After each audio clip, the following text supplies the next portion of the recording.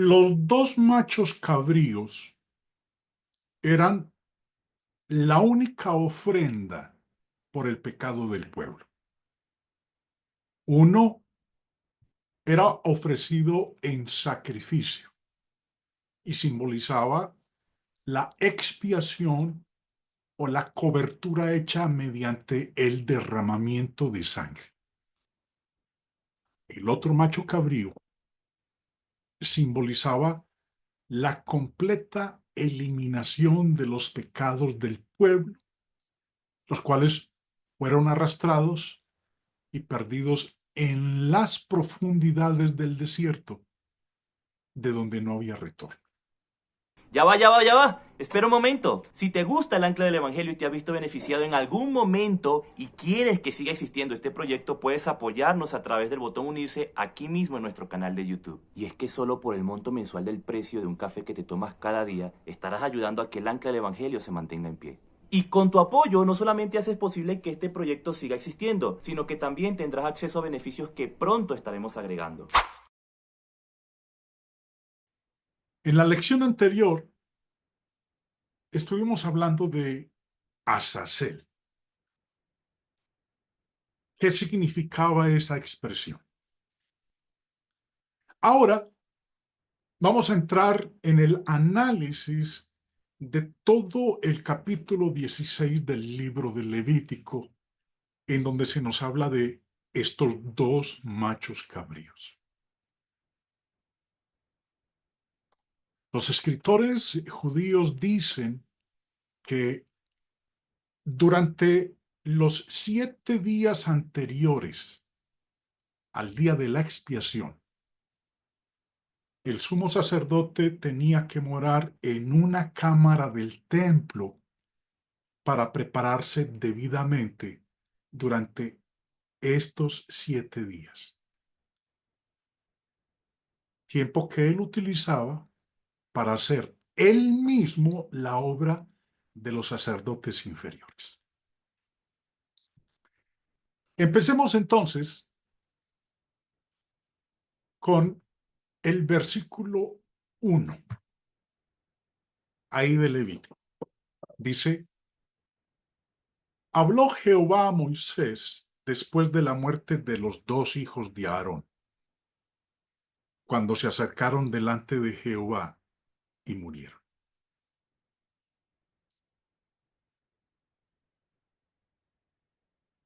Y Jehová dijo a Moisés: di a Aarón tu hermano que no en todo tiempo entre en el santuario detrás del velo, delante del propiciatorio que está sobre el arca, para que no muera, porque yo apareceré en la nube sobre el propiciatorio.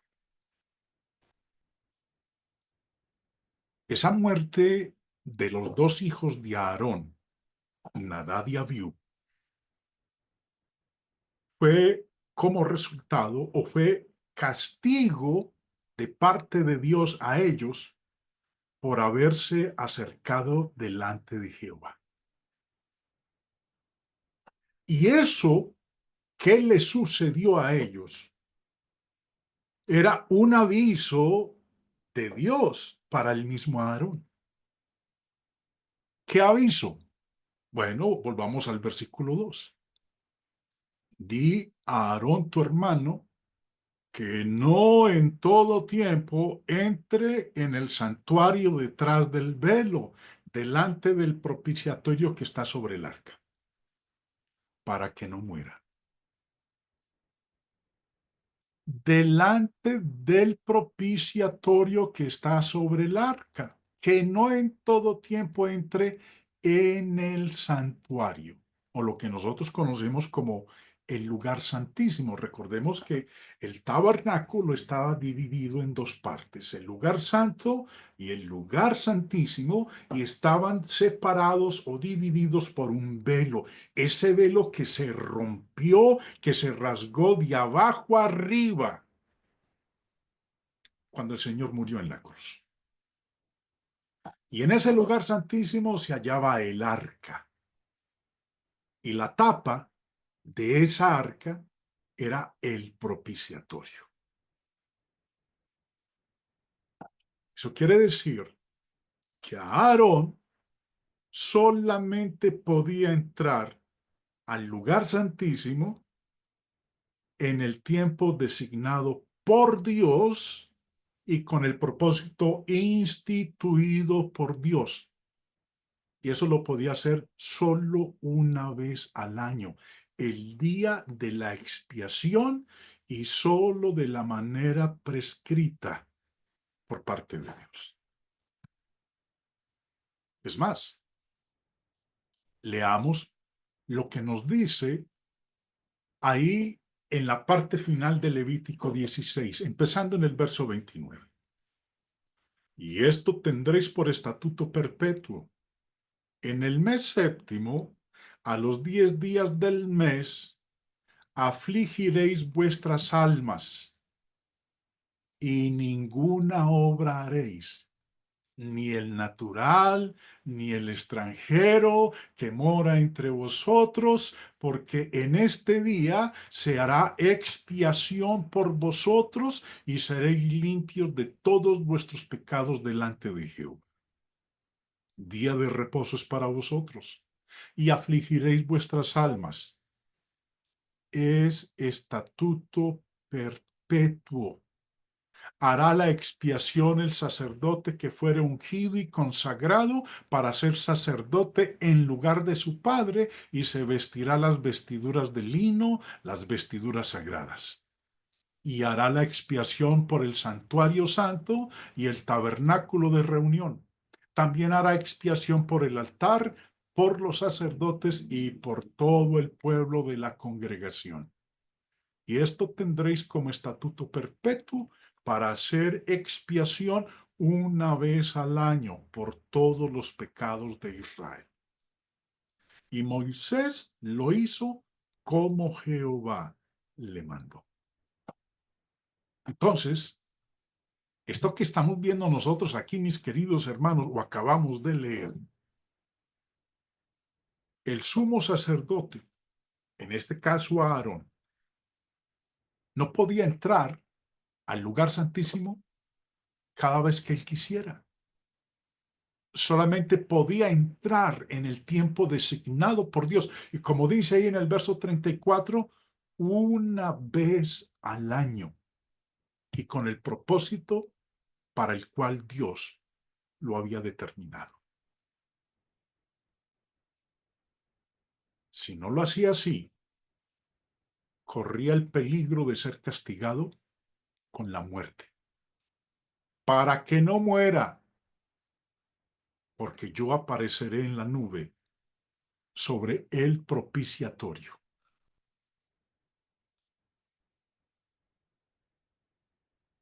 Continuando, dice en el verso 3, con esto entrará Aarón en el santuario, con un becerro para expiación y un carnero para holocausto. Con esto entrará, con los sacrificios, con la vestimenta, con las purificaciones y los medios de expiación mencionados después. Era entonces cuando él podía entrar en el lugar santo, de acuerdo con la descripción que acabamos de leer nosotros en el versículo 2. Con un becerro para expiación y un carnero para holocausto. Debía llevar un toro joven, un becerro, como ofrenda por el pecado, y un carnero para holocausto como sacrificio por él y su casa, como vamos a ver en unos versículos más adelante. Dice el verso 4, y Jehová dijo a Moisés, volviendo al versículo 2, y Jehová dijo a Moisés, di a Aarón tu hermano que no en todo tiempo entre en el santuario detrás del velo delante del propiciatorio que está sobre el arca para que no muera, y yo apareceré en la nube sobre el propiciatorio. Verso 4. Se vestirá la túnica santa de lino, y sobre su cuerpo tendrá calzoncillos de lino, y se ceñirá el cinto de lino, y con la mitra de lino se cubrirá. Son las santas vestiduras. Con ellas se ha de vestir después de lavar su cuerpo con agua. Con este propósito debía ponerse no el vestuario oficial del sumo sacerdote, sino con una túnica, con la túnica santa de lino, con calzoncillos de lino, con un cinto de lino y con una mitra de lino. Como ustedes están viendo ahí en la imagen en su pantalla, hermanos, ese no era el vestuario oficial del sumo sacerdote. Es más, permítanme mostrarles esta imagen. A la derecha de su pantalla, ustedes están viendo el vestuario oficial del sumo sacerdote. Y a la izquierda están viendo el vestuario que el sumo sacerdote debía colocarse una vez cada año, cuando entraba al lugar santísimo. Después de que se hubiera bañado, él podía entrar allá. Ahora, pero veamos un poquito cómo era el vestuario oficial del sumo sacerdote. Éxodo 28:39 nos dice lo siguiente: y bordarás una túnica de lino. Era la túnica interior, porque él llevaba una túnica exterior. Y harás una mitra de lino. Harás también un cinto de obra de recamador, o como lo dice la Biblia de las Américas, un cinto de obra de tejedor. Volviendo al texto, versículo 4 dice: son las santas vestiduras. O sea, pues no era un atuendo cualquiera. Que Dios lo describiera como unas santas vestiduras tenía una razón y un propósito. Dice, con ellas se ha de vestir después de lavar su cuerpo con agua. Habiéndose bañado antes y no meramente lavados los pies, dice su cuerpo, como lo hacía para el servicio ordinario. En el servicio ordinario se lavaba básicamente los pies y las manos. Pero en este caso particular, su lavado, su baño, debía ser de todo su cuerpo para presentarse delante de Jehová como completamente limpio de las contaminaciones del pecado y vestidos con estas ropas de santidad. La túnica santa de lino, como dije hace un momento, no era el manto oficial de los sacerdotes ordinarios, porque el cinto de ese vestido tenía colorido. Y en ese caso, si el sumo sacerdote se presentaba con el atuendo oficial, no se había presentado en la pureza perfecta de su oficio, que había sido asignado divinamente, sino simplemente como el sacerdote designado para ese día. Por eso debía vestirse de esta manera, con una túnica de lino, con calzoncillos de lino, con cinto de lino y con una mitra de lino.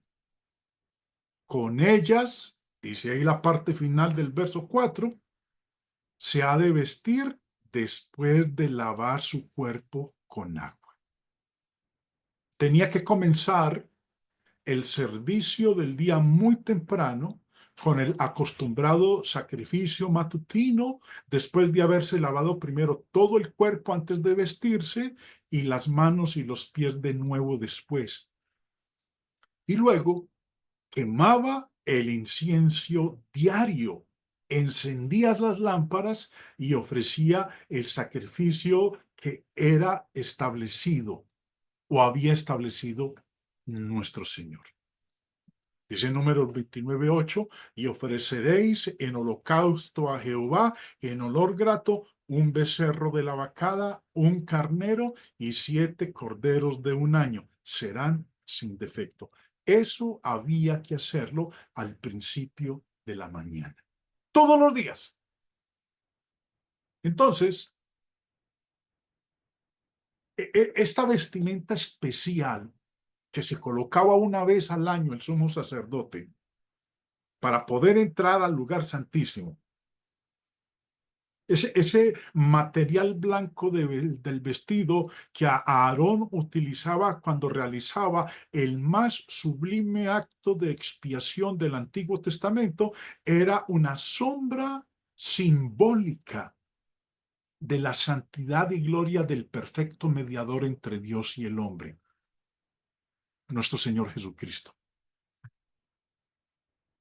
Jesús, siendo la radiación de la gloria de Dios y la imagen de su naturaleza, efectuó por sí mismo la perfecta limpieza del pecado y quien, como el verdadero sumo sacerdote, siendo santo, inocente, sin mancha y separado de los pecadores, entró de una vez por todas, por medio de su sangre, en el lugar santo, no hecho de manos, es decir, en el cielo mismo, para presentarse delante de Dios a favor nuestro y obtener la eterna redención. De eso es de lo que nos habla el libro a los Hebreos.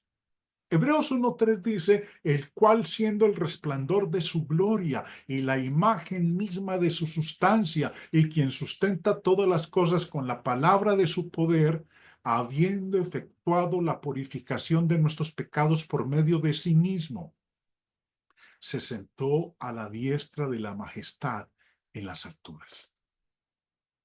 En el capítulo 7, verso 26 dice, porque tal sumo sacerdote nos convenía, santo, inocente, sin mancha, apartado de los pecadores y hecho más sublime que los cielos. Ahorita entendemos por qué ese atuendo del sumo sacerdote, ese atuendo especial que se colocaba una vez al año cuando entraba en el lugar santísimo. Pero para poder entrar allá, él debía ofrecer sacrificio, expiación por sus propios pecados. Se necesitaba que entrara al lugar santísimo totalmente limpio, sin mancha, porque era tipo y figura de lo que nuestro Señor Jesucristo iba a hacer. En el capítulo 9 de Hebreos dice, y no por sangre de machos cabríos, ni de becerros, sino por su propia sangre entró una vez para siempre en el lugar santísimo, habiendo obtenido eterna redención.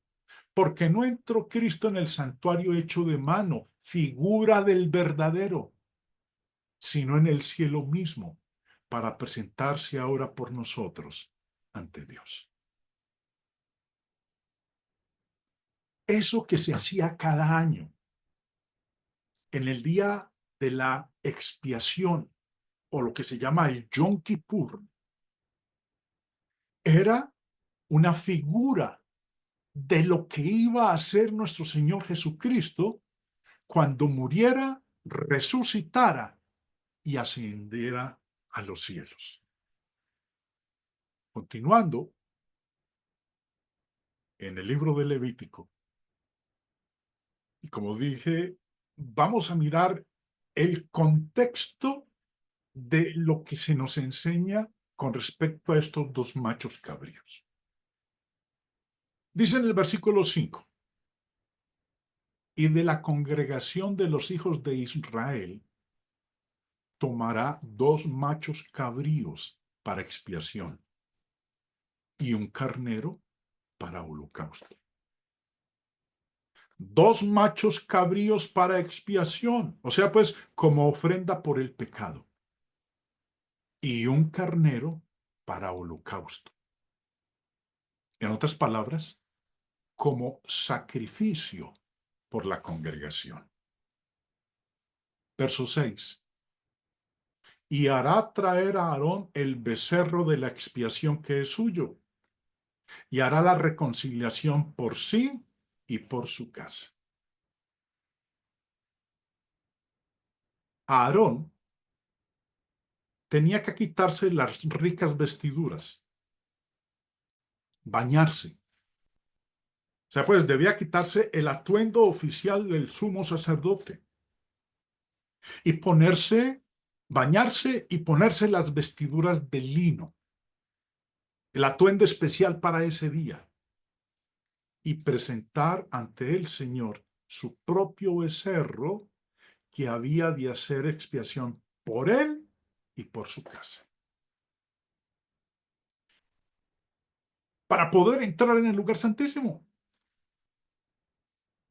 Verso 7. Después tomará los dos machos cabríos y los presentará delante de Jehová a la puerta del tabernáculo de reunión. Y echará suertes a Aarón sobre los dos machos cabríos, una suerte por Jehová y otra suerte por Azazel.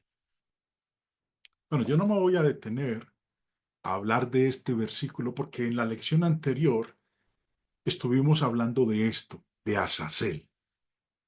Pero en lo que acabamos de leer en este versículo 7 y 8, Aarón tenía que echar suerte sobre los dos machos cabríos con los que había de hacer un sacrificio de expiación por el pecado del pueblo.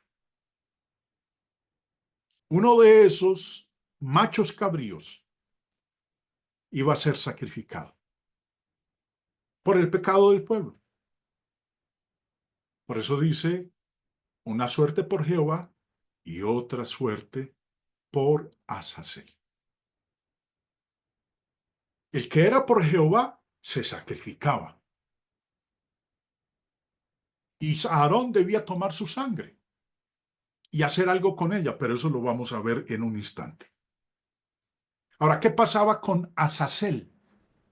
Bueno, nos dice el verso 9, y hará traer a Aarón el macho cabrío sobre el cual cayere la suerte por Jehová, y lo ofrecerá en expiación.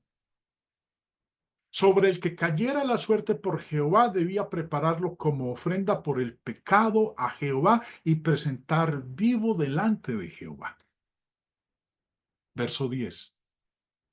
Mas el macho cabrío, sobre el cual cayere la suerte por Azazel, lo presentará vivo delante de Jehová para hacer la reconciliación sobre él, para enviarlo a Azazel al desierto.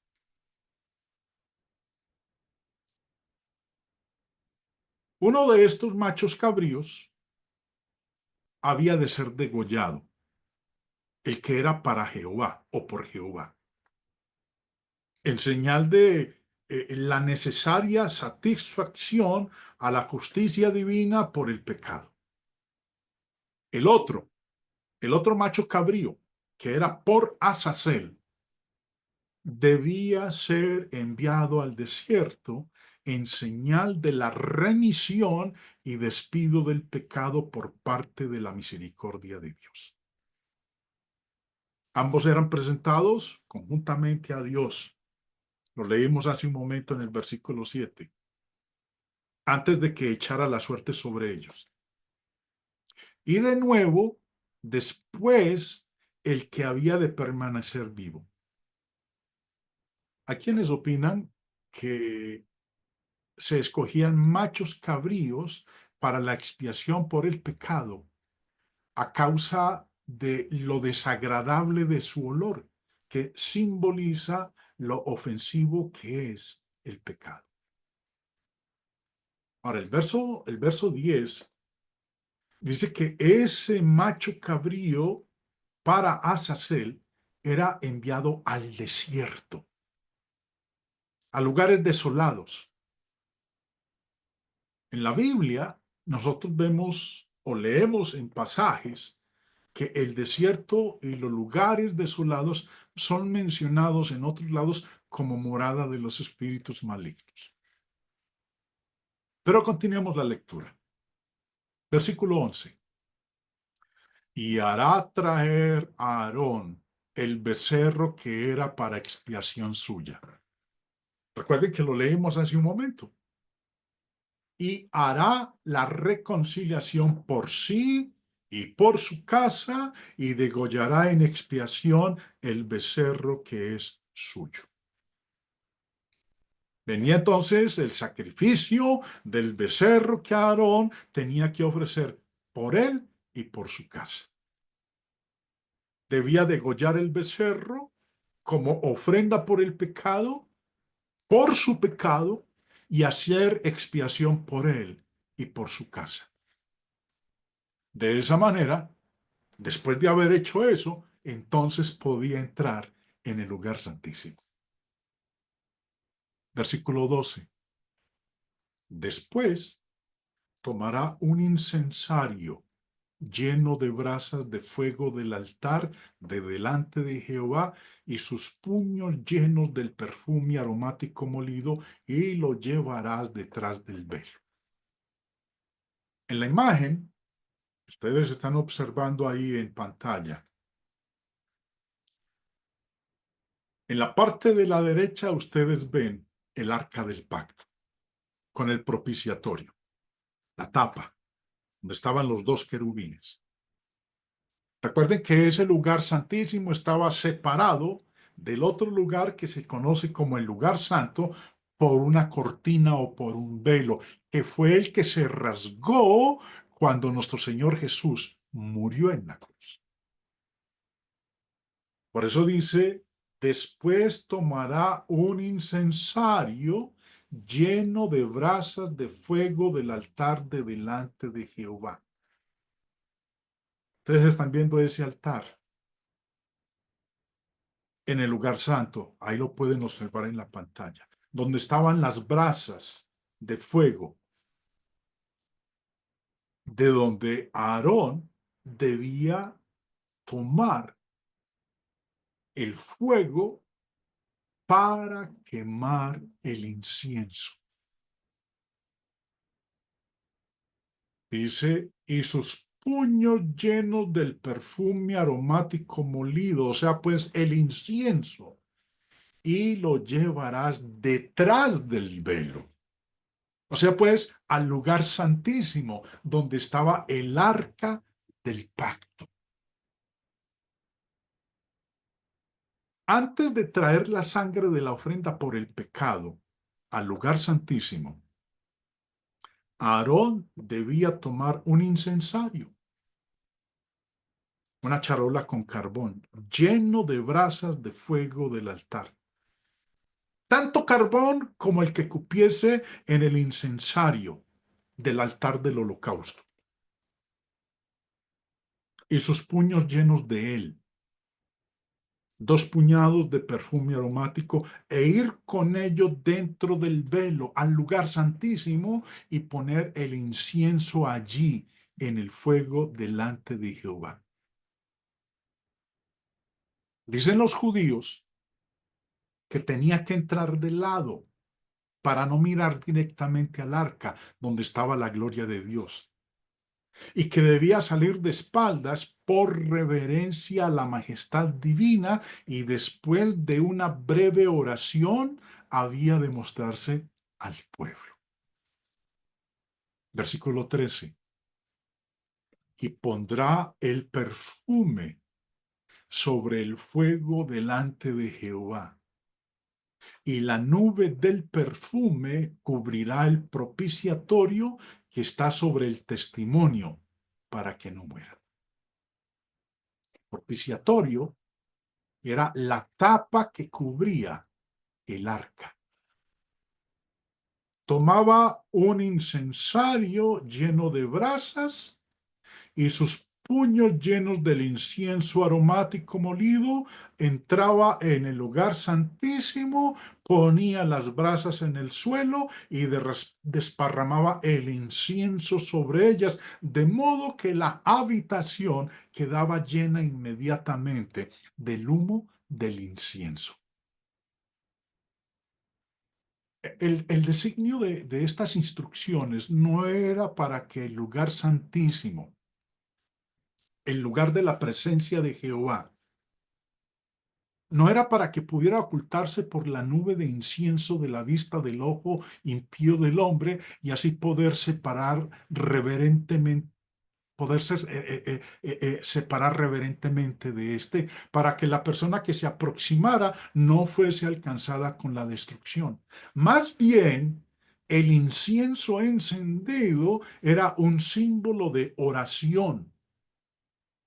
Esta cobertura del propiciatorio con la nube de incienso era una capa simbólica de la gloria del Santísimo con oraciones a Dios, para que Él no viera el pecado, para que el pecador no sufriera la santa ira que podría sobrevenirle, sino que aceptara misericordiosamente en la sangre de la ofrenda por el pecado las vidas por las que era presentada. Y finalmente, versículo 14, tomará luego de la sangre del becerro y la rociará con su dedo hacia el propiciatorio al lado oriental. Hacia el propiciatorio esparcirá con su dedo 7 veces de aquella sangre. Recuerda lo que nos dice este verso. Aarón, el sumo sacerdote, tomaba de la sangre del becerro que él había sacrificado, el becerro que él debía presentar, el sumo sacerdote. Y entraba con esa sangre por segunda vez en el lugar santísimo. La primera vez entraba era cuando llevaba las brasas de fuego del altar y quemaba el incienso aromático. Salía nuevamente y volvía a entrar por segunda vez al lugar santísimo con la sangre del becerro. Recuerden que el lugar santísimo aún estaba lleno del humo del incienso.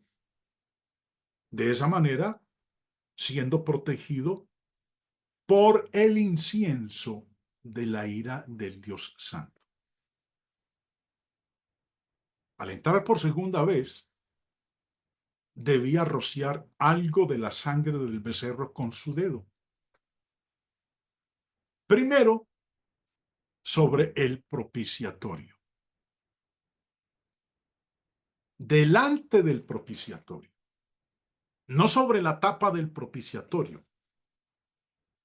Y luego 7 veces a la parte baja delante del propiciatorio. La segunda mitad del verso 14 dice, hacia el propiciatorio esparcirá con su dedo 7 veces de aquella sangre. Se asume aquí como algo natural, que cuando la ofrenda de incienso fuese culminada,